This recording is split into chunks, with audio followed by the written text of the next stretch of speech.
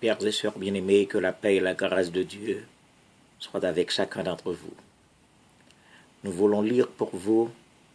une portion de la parole éternelle, celle que nous retrouvons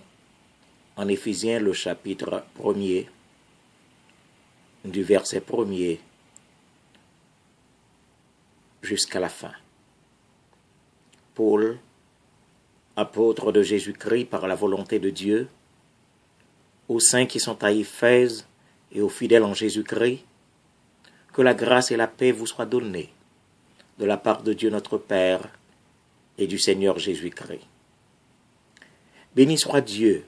le Père de notre Seigneur Jésus-Christ,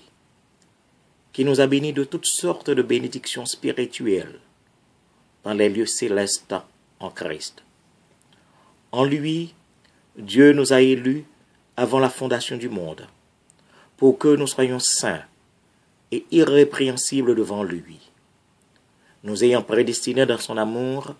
à être ses enfants d'adoption par Jésus-Christ, selon le bon plaisir de sa volonté, à la louange de la gloire de sa grâce qu'il nous a accordée en son bien-aimé. En lui, nous avons la rédemption par son sang, la rémission des péchés, selon la richesse de sa grâce, que Dieu a répandue abondamment sur nous par toute espèce de sagesse et d'intelligence, nous faisant connaître le mystère de sa volonté,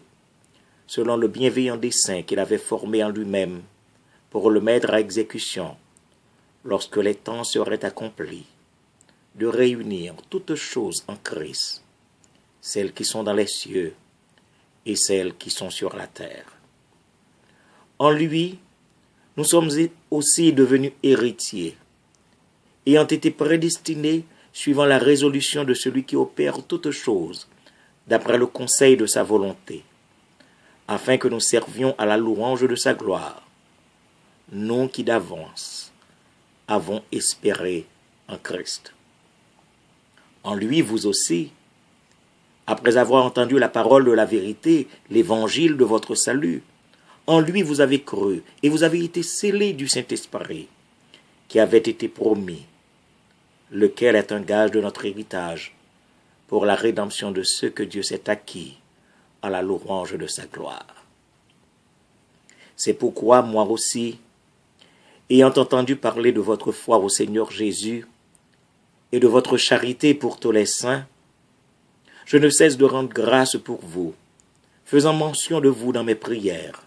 afin que le Dieu de notre Seigneur Jésus-Christ, le Père de gloire, vous donne un esprit de sagesse et de révélation dans sa connaissance,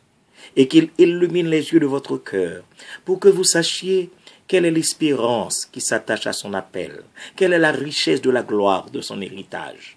qu'il réserve aux saints, et quelle est envers nous qui croyons l'infinie grandeur de sa puissance, se manifestant avec efficacité par la vertu de sa force. Il l'a déployé en Christ, en le ressuscitant des morts et en le faisant asseoir à sa droite dans les lieux célestes,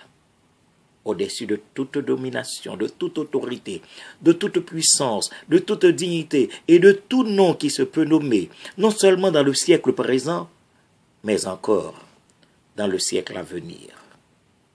Il a tout mis sous ses pieds et il l'a donné pour chef suprême à l'Église, qui est son corps, la plénitude